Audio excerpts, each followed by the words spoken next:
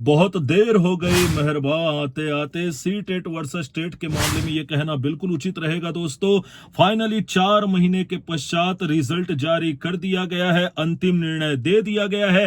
क्या हुआ, कैसे हुआ, अंत तक वीडियो देखिएगा, आपके सारे समस्याओं का समाधान हो जाएगा। इसके पहले अभी भी 54% ऐसे लोग हैं जिन्होंने नहीं किया चैनल को सब्सक्राइब। बिना सब्सक्राइब के वीडियो को देखे तो भैया चैनल को सब्सक्राइब करके वीडियो देखे, आपको और भी आनंद आएगा। तो चलिए दोस्तों शुरू करते हैं। सबसे पहले तो मैं आपको बता दूं कि इस मामले को और अच्छे तरीके से समझने के लिए आप मेरी सी टेट वर्सेस टेट की जो प्लेलिस्ट है उसे जाकर के देख लीजिए।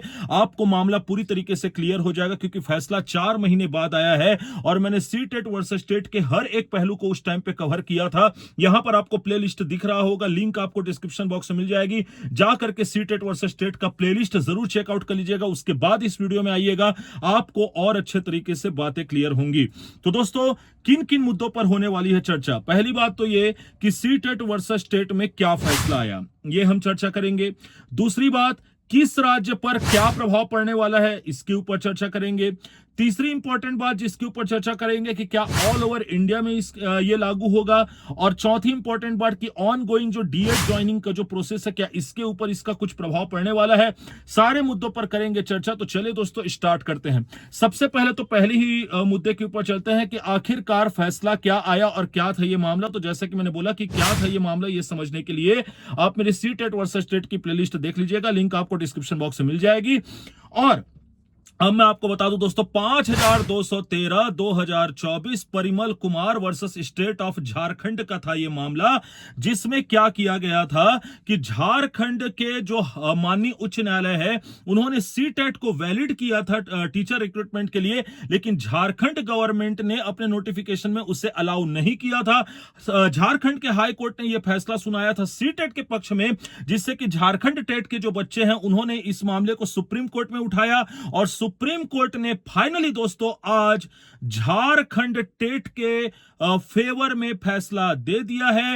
यहां पर मैं आपको बता दूं कि एक लाइन में यही बात बोली गई है ऑनरेबल जस्टिस महेश्वरी और ऑनरेबल जस्टिस बिंदल के द्वारा कि जो डिसीजन है वो पिटिशनर के फेवर में है। और पिटिशनर कौन था दोस्तों, यहां पर झारखंड गवर्नमेंट और झारखंड टेट यहां पर पिटिशनर था, उनके फेवर में फैसला गया है। इसका तात्पर्य यह है कि यहां पर झारखंड टेट की जीत हो चुकी है और सी टेट को झारखंड से इनवैलिड कर दिया गया है। झारखंड में सी टेट इनवैलिड हो चुका है। ऑन गोइंग प्रोसेस में भी जो भी रिक्रूटमेंट प्रोसेस चल रहा है और भविष्य के लिए भी झारखंड टेट ही अब लागू रहेगा झारखंड में। तो यह तो हुआ पहला मामला जो आप लोगों को समझना था। दूसरी इंपॉर्टेंट बात, क्या ऑर्डर कॉपी आ गई है, तो दोस्तों ऑर्डर कॉपी नहीं आई है। ऑर्डर कॉपी आने के बाद और भी बहुत सारे चीजों का जो उत्तर है वो हमको मिलेगा। तो अभी फिलहाल ऑर्डर कॉपी जो है वो नहीं आई है। अब तीसरी इंपॉर्टेंट बात कि किन किन राज्यों में इसका प्रभाव देखने के लिए मिलेगा, क्या ऑल ओवर इंडिया इसका प्रभाव देखने के लिए मिलेगा, इसके ऊपर कर लेते हैं चर्चा। तो चलिए दोस्तों स्टार्ट करते हैं। सबसे पहले तो मैं आपको बता दूं कि राजस्थान और हरियाणा और वेस्ट बंगाल ये तीनों ऐसे राज्य हैं जो ऑलरेडी सी टेट को इनवैलिड मानते हैं, अर्थात अपने रिक्रूटमेंट में सी टेट को शामिल नहीं करते, सी टेट को वैलिड नहीं मानते। अर्थात अगर आपको झारखंड में, माफ कीजिएगा, राजस्थान में, हरियाणा में और वेस्ट बंगाल में अगर टीचर बनना है तो आपको उस राज्य का, उस स्टेट का टेट पास करना जरूरी है, तभी आप वहां के रिक्रूटमेंट के लिए एलिजिबल हो पाते हैं। तो ये तीन राज्य तो ऑलरेडी सी टेट को बाहर रखे हुए थे। अब ऐसा क्यों, तो मैं आपको बता दूं दोस्तों that education is the part of कॉनकरेंट list. संविधान में 3 सूचियां होती दोस्तों, केंद्र सूची, राज्य सूची और समवर्ती सूची। समवर्ती सूची को इंग्लिश में कॉनकरेंट लिस्ट बोला जाता है। तो जो शिक्षा है दोस्तों वो कॉनकरेंट लिस्ट का मामला होता है, जिसमें राज्य सरकार और केंद्र सरकार दोनों अपने अपने कानून बना सकती है। और इसी को लेकर के झारखंड सरकार ने यह डिसाइड किया था कि वे जो है अपने यहां सिर्फ अपने राज्य के टेट को मान्यता देंगे। और इसी तरीके से राजस्थान, हरियाणा और वेस्ट बंगाल ये तीनों ने ऑलरेडी अपने यहां में अपने अपने राज्य के टेट को ही क्या किया है, वैलिड बताया हुआ है। तो इस प्रकार से अब झारखंड वो चौथा राज्य हो जाएगा जहां पर उनका ही टेट अप्लाई किया जाएगा। इसके अलावा मैं आपको बता दूं दोस्तों कि बिहार में भी टीआरई 3.0 और 4.0 की भर्ती जो है वो चल रही थी। तो यहां पर जो बिहार सरकार है उसकी तरफ से भी कई बार ये इशारा मिल चुका है कि वे भी जो है अपने राज्य में बीटेट करवाने के पक्ष में है। तो यहां पर बिहार सरकार भी क्या कर सकती है, ऐसा डिसीजन ले सकती है।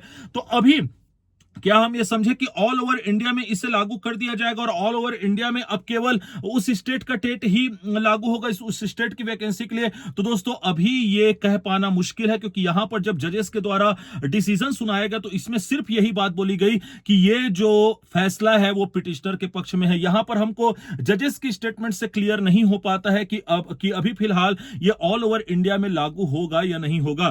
तो ऑल ओवर इंडिया में अभी फिलहाल लागू होगा या नहीं होगा दोस्तों, इसके लिए हमें ऑर्डर कॉपी आने का वेट करना पड़ेगा। ऑर्डर कॉपी आने के पश्चात इसका और अच्छे तरीके से विश्लेषण करके मैं आप लोग के समक्ष आऊंगा।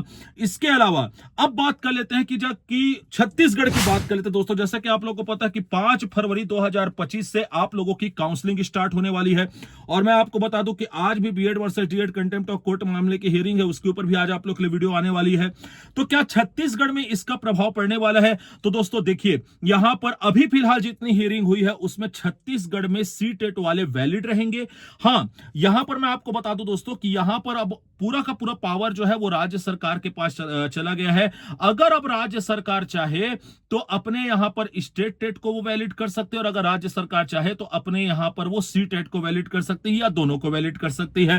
तो यहां पर पूरा का पूरा जो गेम है दोस्तों वो राज्य सरकार के पाले में आ चुका है। चूंकि अभी फिलहाल ऐसा कुछ करने के मूड में छत्तीसगढ़ की गवर्नमेंट हमको नहीं लगती है कि यहां पर से स्टेट टेट को वो इनवैलिड करे, माफ कीजिएगा सी टेट को वो इनवैलिड करे। तो अभी फिलहाल डीएड ज्वाइनिंग के लिए जो भी वेट कर रहे हो, जिनका सी टेट क्लियर है स्टेट टेट क्लियर नहीं है, तो अभी फिलहाल उन्हें घबराने की जरूरत नहीं है। बाकी ऑल ओवर इंडिया में ये लागू होगा या नहीं ये पता चलेगा दोस्तों ऑर्डर कॉपी आने के बाद। लेकिन अभी फिलहाल आप लोग खतरे से बाहर है, आपको किसी प्रकार का कोई भी टेंशन लेने की आवश्यकता, अभी फिलहाल जितना हियरिंग मैंने जो सुना है उसके हिसाब से आप लोग को टेंशन लेने की आवश्यकता नहीं है। तो दोस्तों ये एक बहुत ही लैंडमार्क डिसीजन था। 12 सितंबर 2024 को इसकी लास्ट हियरिंग हुई थी और वहां पर से बार बार यही लिखा हुआ आ रहा था कि जो जजमेंट है उसे अभी पेंडिंग रखा गया है, फाइनल डिसीजन को पेंडिंग रखा गया और 4 महीने के बाद इसका फाइनल डिसीजन सुना दिया गया है। तो दोस्तों ये था सी टेट वर्सेस टेट के फाइनल डिसीजन का पूरा एनालिसिस, और मुझे पता है कि आप लोग को यह पसंद आया होगा। आप